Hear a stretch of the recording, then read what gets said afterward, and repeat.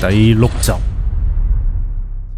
瓜叔岌咗下頭15年前佢仲唔係咩商會嘅會長，而係天津碼頭嘅嗰班流民地莽嘅大頭頭。佢仲係另外一個身份嘅，守馬營6品統大。宋善皺咗下眉頭。咁守馬營統大係個咩官位嚟㗎？唉，所謂守馬營，乃係前清專門捕殺革命黨嘅一個組織。聶寶森向北京嘅宮裏邊使咗唔少銀紙，捐咗一個守馬營6品統大。喺嗰陣時，革命黨遍起於京津河北，守馬營不受地方節制，有先捕後奏之權嘅。講到底啦，呢個姓聶嘅想搞邊個，就同邊個笠上革命黨頂帽，先捉再殺。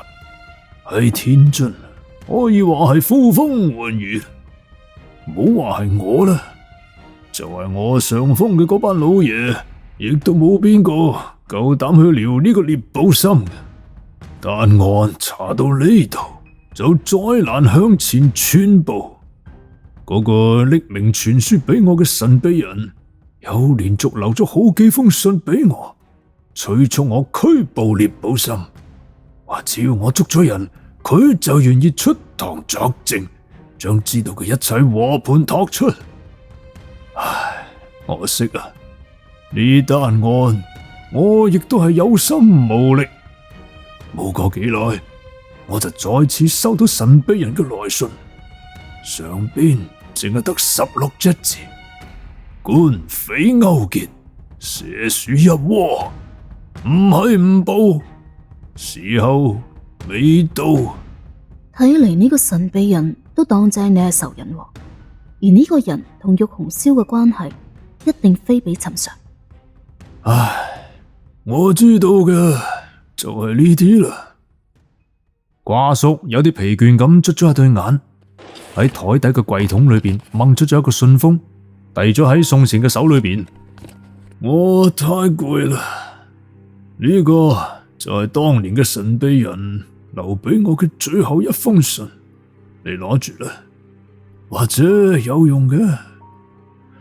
我老啦，腿腳都唔方便，就唔送你啦。眼睇住瓜叔攰賴賴咁眯埋對眼，宋善微笑住岌咗下頭，掩翻道門，擰轉身向住山門口出邊行過去啦。就喺宋善離開冇幾耐，個頭枕咗喺椅背上邊嘅瓜叔猛然擘開對眼，耳仔尖微微咁一震。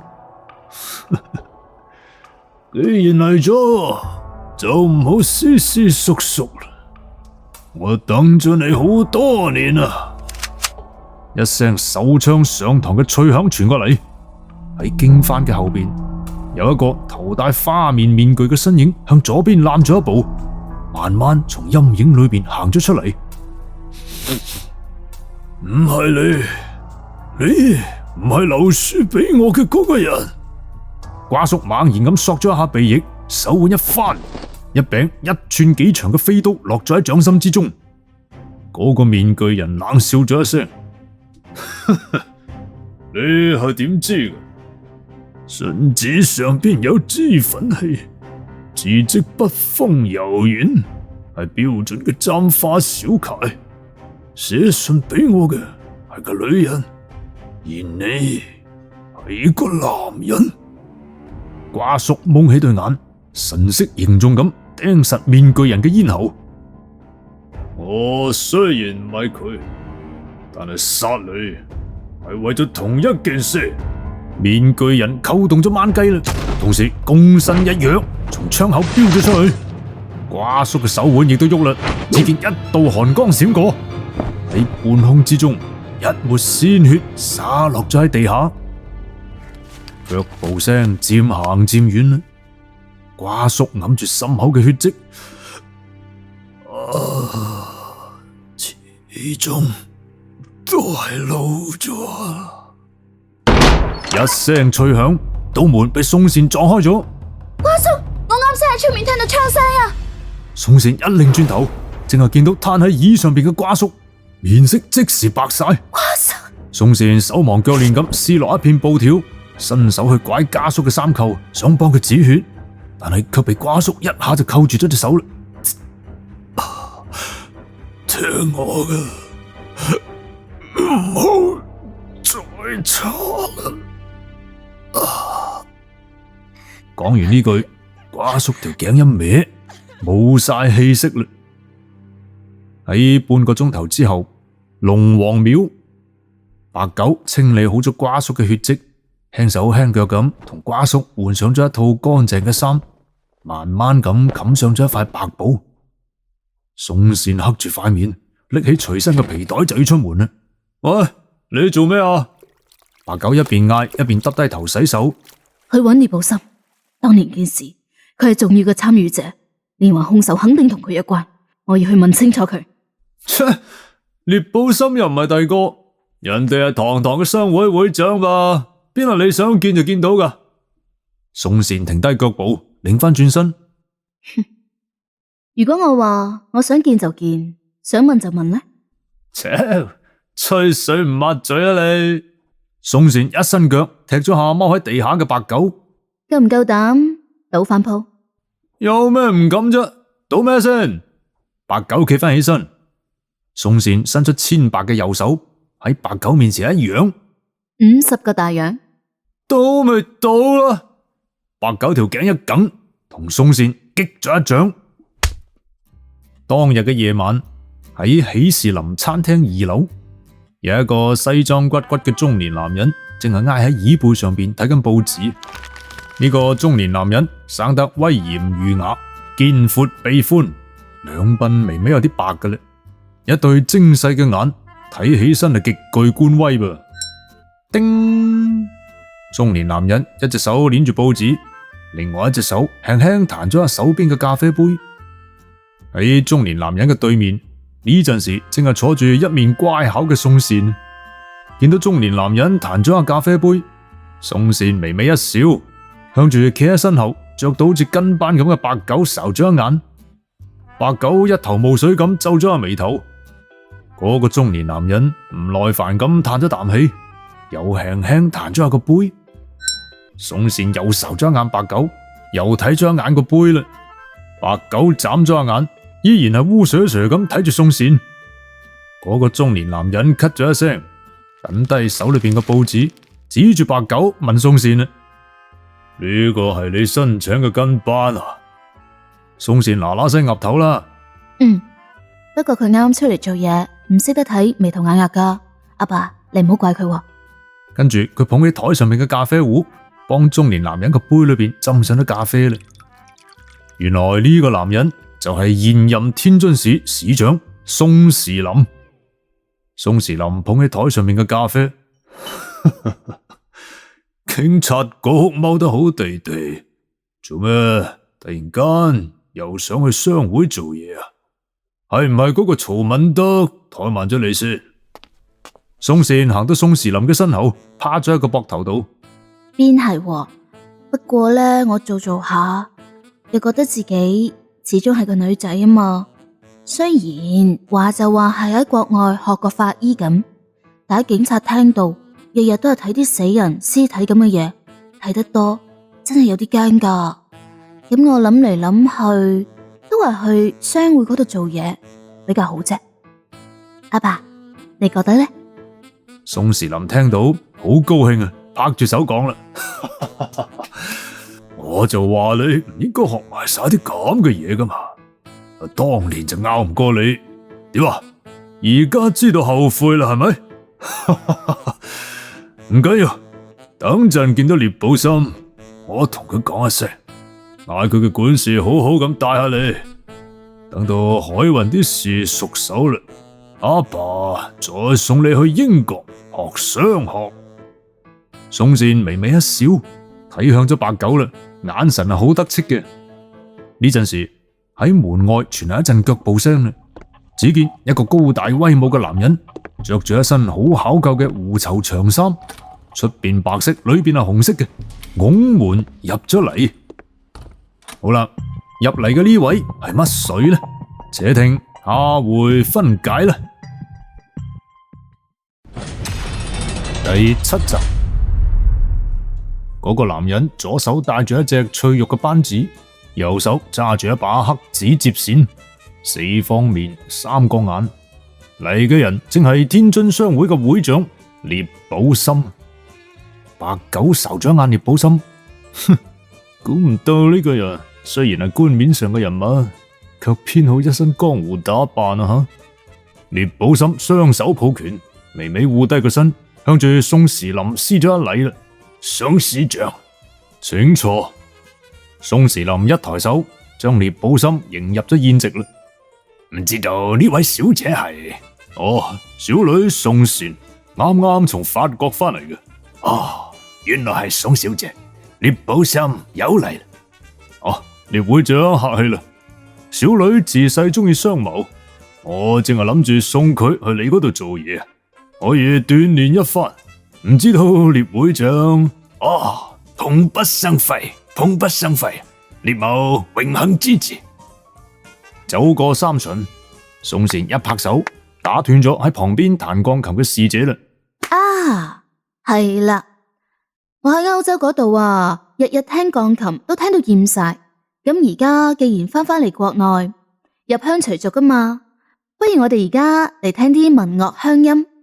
咁啱我前幾日揾到咗一個好好嘅樂師，今日仲帶咗佢過嚟添。不如俾個機會我同聶會長借花敬佛一下，表演一下咧。講完，宋善又一拍手，一個着住紅色旗袍嘅女人從門口出邊行咗入嚟，攬住琵琶坐咗喺廊下，手腕一揞，清脆嘅樂曲就從琴弦上邊跳躍而出啦，係十面埋伏啊！玉紅燒死之前嘅最後一曲，聶寶森打咗個突，眼神裏邊有一絲慌亂一閃而逝。喺半個時辰之後，幾輪推杯換盞落嚟，聶寶森搖搖岌岌咁企咗起身，睇住已經攤咗喺椅上邊嘅宋時林。宋市長，小弟我今日不勝酒力啊！嗰日喺寒舍設宴，還請市長統領千金，賞面降臨啊！宋時林扶住台角，亦都搖搖岌岌咁企起身，紅住塊面拍手啦。實在係唔好意思啊！為兄酒量淺薄啊！阿女啊，幫我送一送聶會長。宋善向白狗打咗個眼色，兩個人一左一右扶起咗聶寶森，連同門口出邊等住嘅兩個隨從一齊落咗樓啦。樓下馬路對面嘅陰影裏邊，聶寶森部車正喺度等緊嘅。白狗拉開車門，扶住聶寶森嘅手臂，若有若無咁講啦：聶會長啊，聽講呢個天津城裏邊彈琵琶嘅有個名叫做玉紅燒嘅，乃係第一魁首，你記唔記得呢？聶寶森個身一僵，瞳孔猛然收縮，但係瞬間又恢復咗醉眼蒙鬆嘅狀態。喺長衫嘅下擺上邊抹咗下手之後，浪蕩咁一笑，拍咗下白狗塊面。聶某人我遊戲風月20年，捧紅咗嘅大小名角幾廿個咁多，又點會個個都記得呢？小兄弟，你記住一句就得啦，當忙則忙，當斷則斷啊！唔該問嘅，唔好亂問，唔好同自己搵麻煩啊！聶寶森又大笑咗一聲，閂埋咗車門，睇住慢慢開遠咗部車。白狗皺實眉頭，摸咗塊面，佢索咗下車裏邊飄出嚟嘅一陣淡淡嘅香味，漸漸咁牛咗喺原地啦。送完聶寶森，宋善滴住一壺醒酒湯行入咗包間，佢一昂高頭，見到坐喺張椅度坐到穩如泰山嘅宋時林正喺度睇緊報紙啊！阿爸，你唔係飲？宋時林一擺手，阿爸知道，以你嘅脾性，就算我唔幫你，你亦都會自己揾到獵寶森頭上。阿爸多口講一句啊吓，案可以查，但係唔好過咗龍，把握好分寸，唔好亂嚟啊！宋善牛咗喺原地，機械式咁岌咗下頭。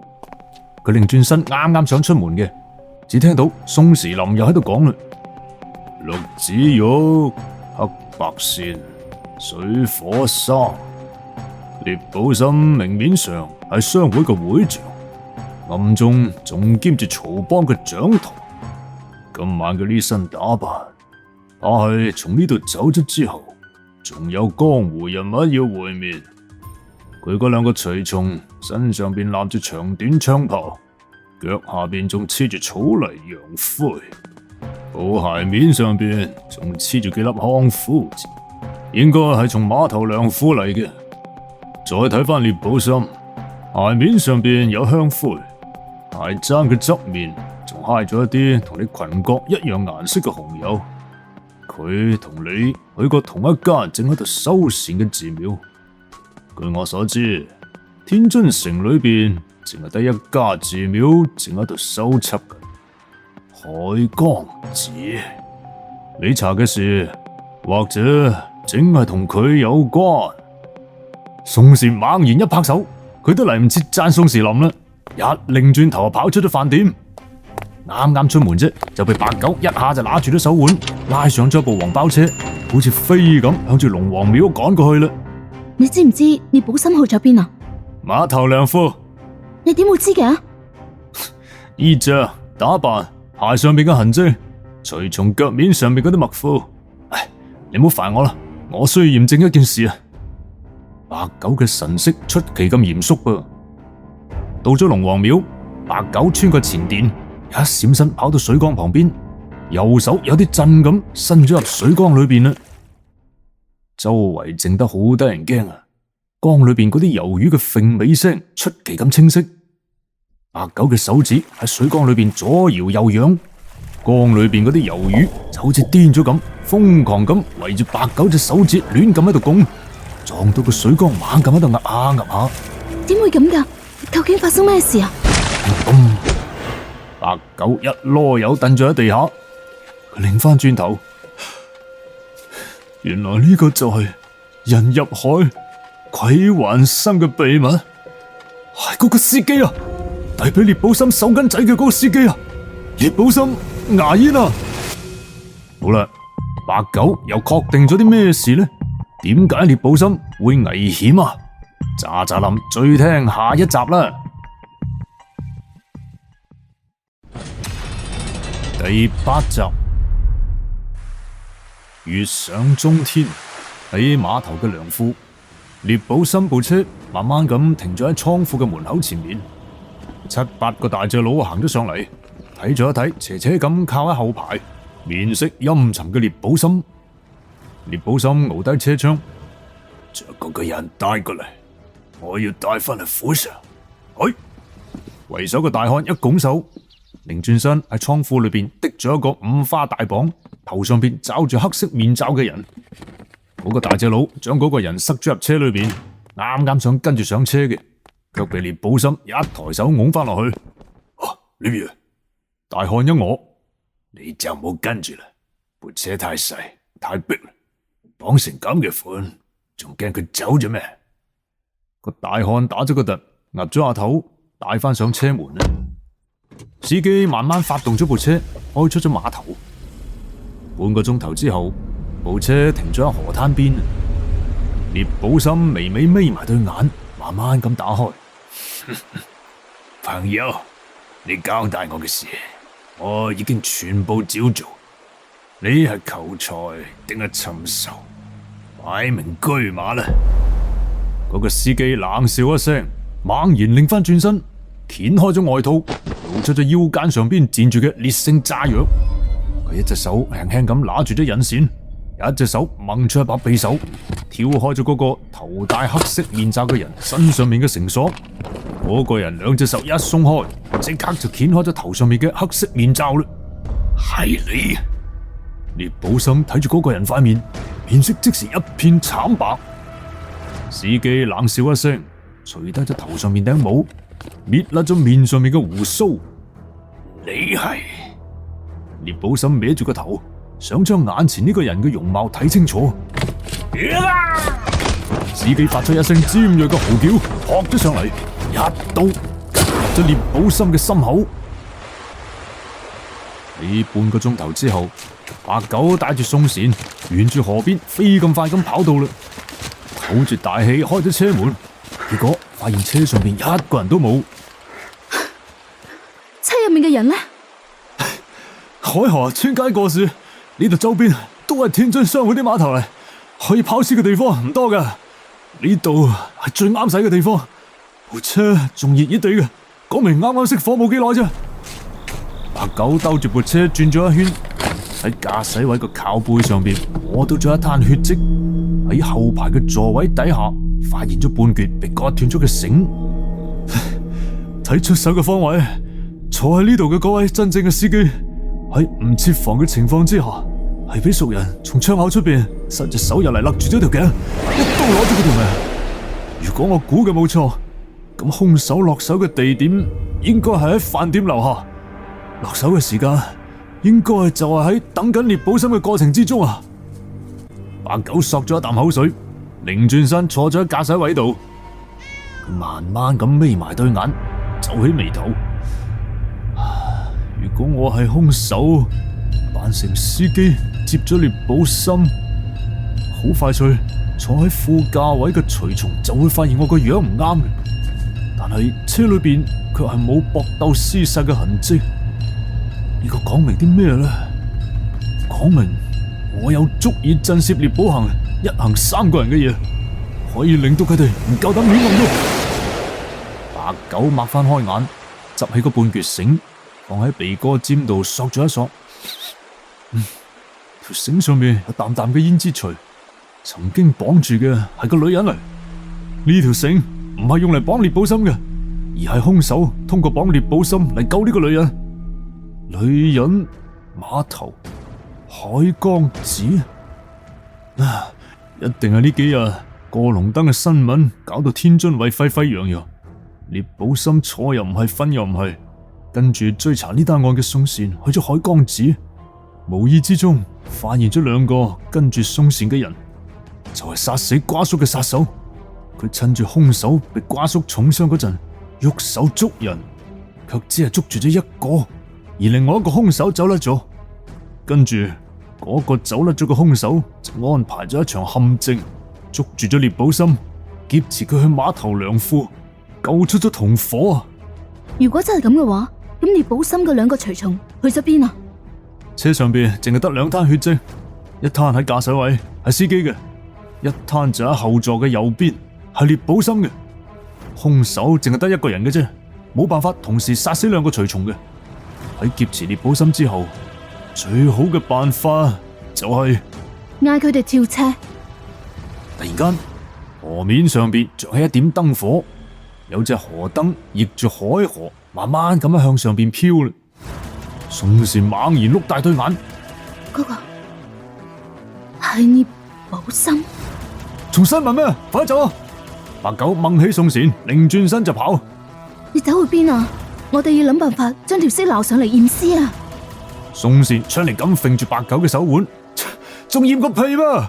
嗰2個跳車嘅隨從一返到商會，聶寶森被劫持嘅消息就傳噶啦，大批曹幫嘅弟子肯定會沿住部車追過嚟嘅。你同我如果留喺呢度，真係跳落黃河都洗唔清啊！劫殺曹幫掌舵，你老豆都保你唔住啊！白狗黑住塊面嗌咗一輪，滴住宋善條頸，護低個身，順住河岸跑到飛咁快。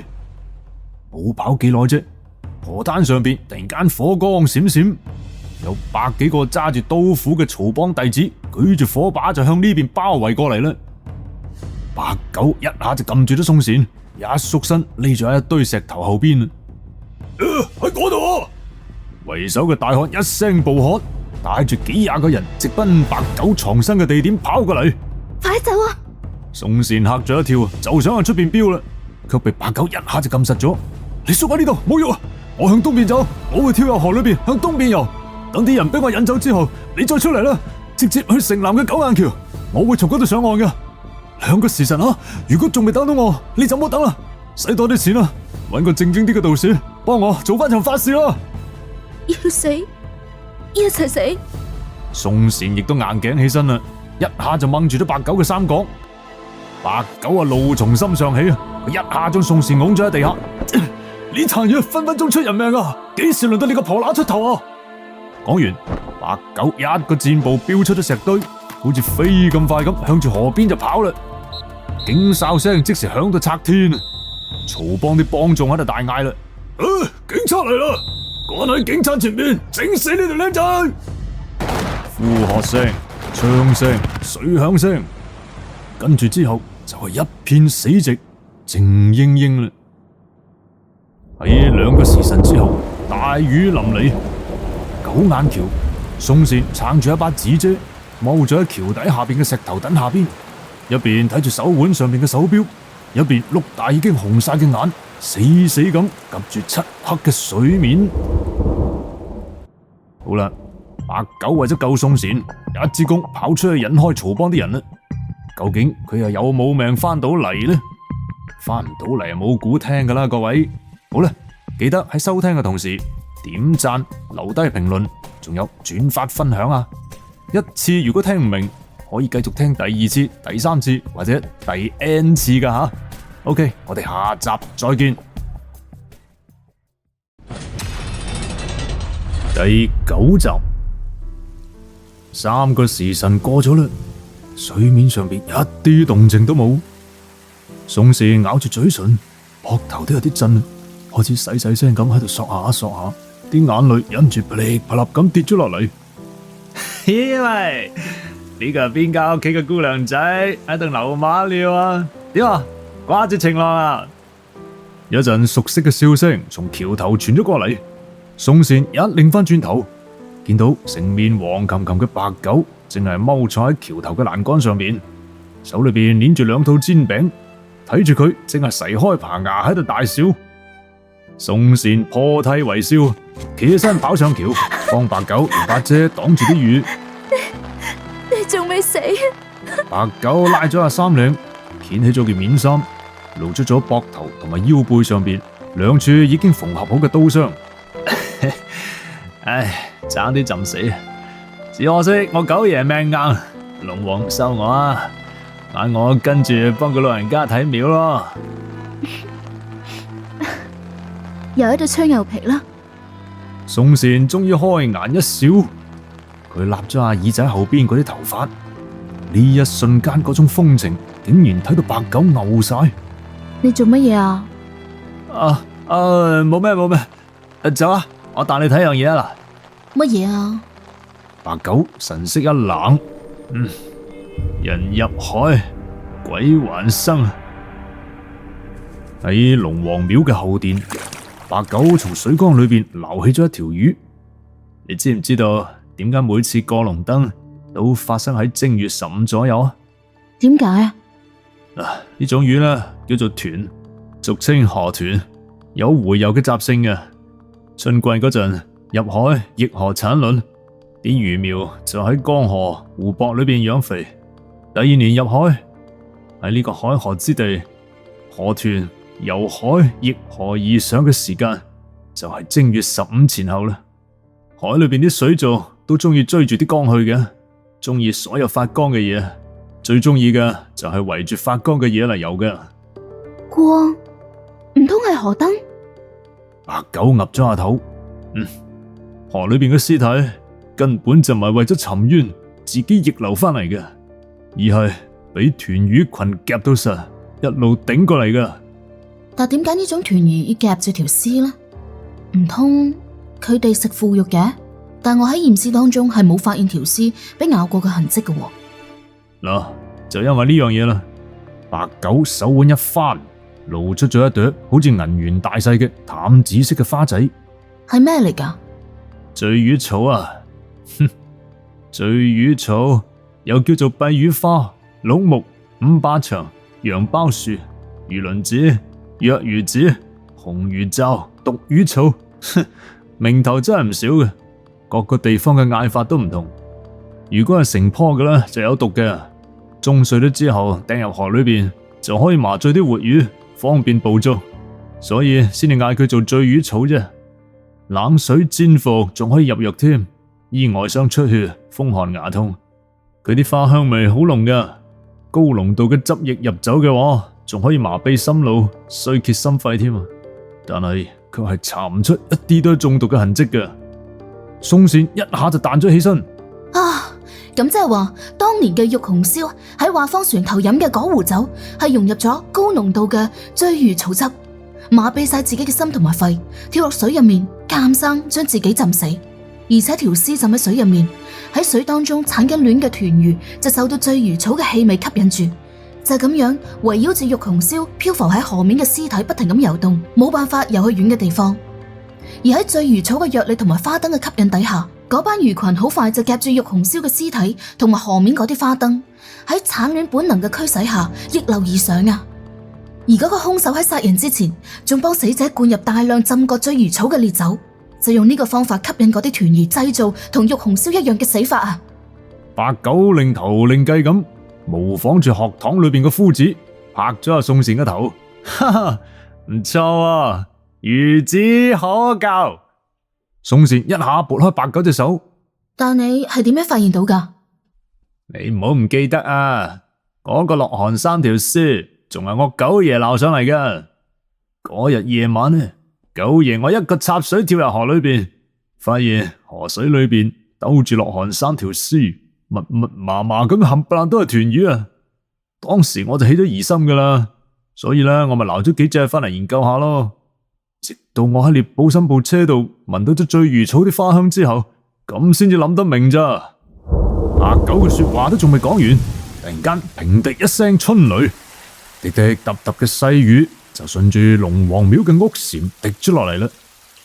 前殿斑駁嘅紅柚木門俾人拱開咗，10幾個黑衫白腰帶嘅精壯大漢闖咗入嚟，為首一個人一拱手，列會長歸先，請白先生前去侍候。話口未完啫，又一陣急促嘅腳步聲響起身啦。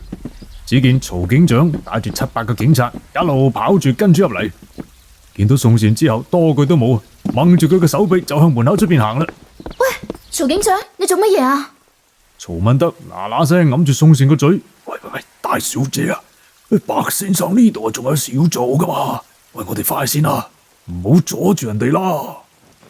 宋善撥開曹敏德隻手，皺實眉頭。我幾時有阻住佢啊？我而家同白狗一齊驗緊屍啊！曹敏德聽到佢咁講，飆出咗一頭冷汗啊！喂，祖宗啊！喂，你就唔好搞震啦，好冇？兩個人正喺度吱吱浸浸，嗰個為首嘅大漢反手從腰間解落咗一個錢袋，用手捧住遞到咗白狗身前。一啲心意，還請白先生少拿。白狗岳高頭掃咗一掃嗰個錢袋嘅份量，淨係落葬睇墳嘅話，唔使咁多錢啩？嗰個大漢一笑，拱手講啦：聽聞白先生本事了得，識得審屍招魂、入夢尋淵。我家列會長被奸人所害，死因不明，兇手仲未伏法，還望白先生施展神通，助我等查找真兇。呢位兄台，如果話我根本就唔識咩審屍招魂、入夢尋淵嘅法門啊！嗰個大漢亦都笑咗一笑，跟住面色驟然間就陰沉落嚟啦。佢伏咗喺白狗耳仔隔籬。我聽講，我家列會長死嘅當晚，有人喺案發現場見過白先生嘅身影。我知道你唔係兇手，但係如果你審唔出真兇，我就嗌人指認你。無論係邊個，大當家嘅死總需要有一個人擔落嚟。白先生，你呢魂肯定要跟我走翻轉噶啦。白狗拱咗下手，敢問兄台大名啊？曹幫二當家張挺松。宋善係啱啱想出聲嘅，卻被白狗一擺手打斷咗啦。唉，算啦，我跟你揼翻轉啦。只不過呢啲審思招魂需要啲架撐嘅，我要準備下。宋小姐，你又一日嚟幫下我。呢個張聽松亦都冇同佢計，兩隻手背喺後邊，靜靜咁就守咗喺後殿嘅門口出邊啦。好啦，曹幫二當家嚟請白狗過去審思招魂噃，究竟又搞邊科呢？白狗過到去又有啲咩搞作呢？且聽下一集繼續精彩。第10集，白狗三爬兩步咁攬咗入屋仔度，掩翻房門啦。俯低身喺腳下邊解落咗一條五色繩，兩隻眼目光炯炯咁盯實宋善。冇時間解釋噶啦，你聽我講啊，曹幫有規矩嘅，老當家橫死，新當家只有報咗仇咁先可以繼任嘅。所以話為咗上位，張聽松一旦揾唔到真兇，咁8成就會攞我嚟頂數嘅。你揸住呢條繩去彩霓虹嗰度，揾一個叫做小雲斗嘅女人啦，問下佢九爺交代佢辦嘅事辦成點。事不宜遲啊，我哋分頭行動啦。話口未完，白狗從門上邊除落咗個布袋，攬咗喺膊頭上邊啦。啱啱想拱門嘅，突然間好似係諗翻起咗啲乜嘢，佢猛然擰轉身。其實你笑起身都幾好睇啊，成日板住塊面，因住冇人夠膽草你啊。宋善塊面猛然漲到紅晒，都唔知你講乜。可惜白狗就冇聽到呢句啊，佢揈咗下個頭，唉，仲係彩霓虹啲姑娘仔得人中意。你講咩啊？宋善猛然一碌對眼，出力咁喺白狗條腰上面搣咗一嘢，哎呀！白狗慘叫咗一聲，攬出咗大門啦。宋善牛咗一下，下意識咁嗌咗一聲：白狗，我哋都算係朋友啊，係咪啊？白狗腳步慢咗一啲，但係佢冇擰翻轉頭，只係抬起手臂，揚咗下手。喺彩霓虹，小雲斗今晚化咗濃濃嘅妝，連頭髮都燙成咗大波浪。畢竟肯出50個大洋嚟包佢一晚嘅客人就唔多嘅。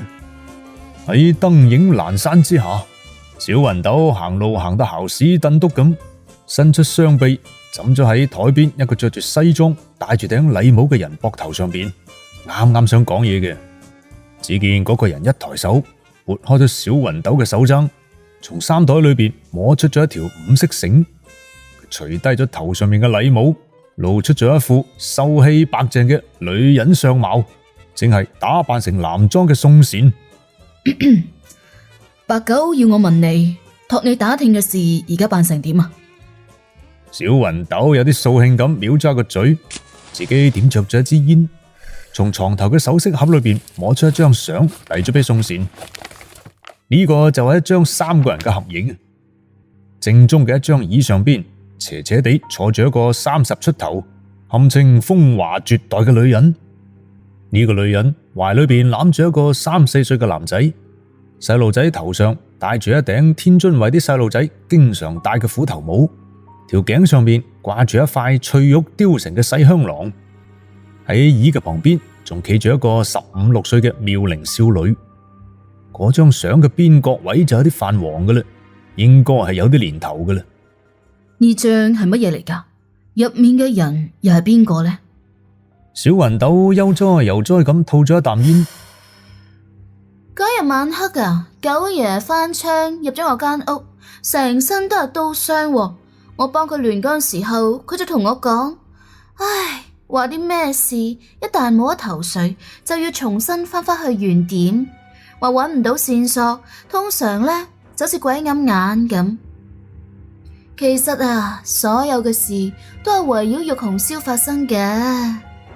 佢就託我去揾彩霓虹嘅老人去打聽下玉紅燒件事，咁我咪揾咗廚房嘅老媽子咯。佢嗌馮媽，呢個馮媽做咗好耐時間噶啦。當彩霓虹仲嗌第一流嘅時候，佢就已經喺廚房幫手啦。佢整嘅糕點啊，真係一流噶，仲服侍過好幾任嘅花魁添。馮媽佢就話喺彩霓虹咁多名花魁當中，就係玉老闆脾氣最好啦，唔單止會飲水思源，仲唔會睇唔起窮苦人家添。自從玉老闆死咗之後，佢間房嗰啲金銀首飾啊，冚唪唥都俾人搶走晒。但係呢一堆溶溶爛爛嘅書稿就冇人要啦，所以馮媽咪整理出嚟咯。喺佢整理嘅時候就發現咗呢張相啦。咁一留就留咗成10幾年。我就同馮媽有啲交情嘅，所以就問佢借咗呢張相出嚟，而且仲聽到一段津門花灰玉紅燒嘅陳年舊事添啊！喺15年前，海河東岸第一樓，紅袖如風，花燈如酒。喺第一樓嘅後院，啲雨已經細咗好多啦，但係啲風都仲吹得幾猛下。